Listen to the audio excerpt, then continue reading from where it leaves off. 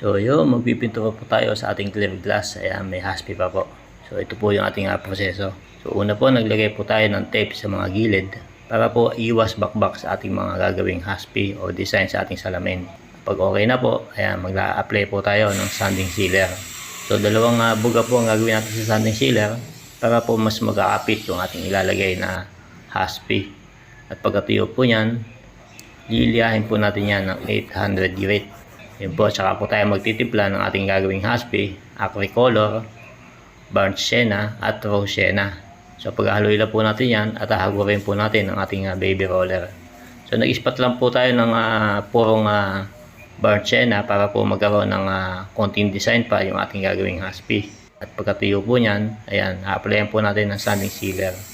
So dalawang coat pong sanding sealer ang ilalagay po natin para po mas matibay yung ating ginawang haspi. At pagkatuyo po nang liliyahin po natin ng 1000 grit. At pagkaliya po, ayan, applyan natin ng acrylic lacquer paint white. So yan po yung final.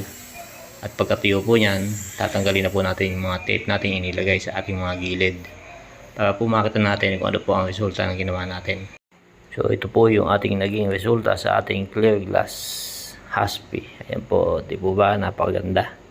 So madali lang pong gawin yan, basta po susundan nyo lang po yung ating proseso. Ayun po, maraming salamat po sa suporta.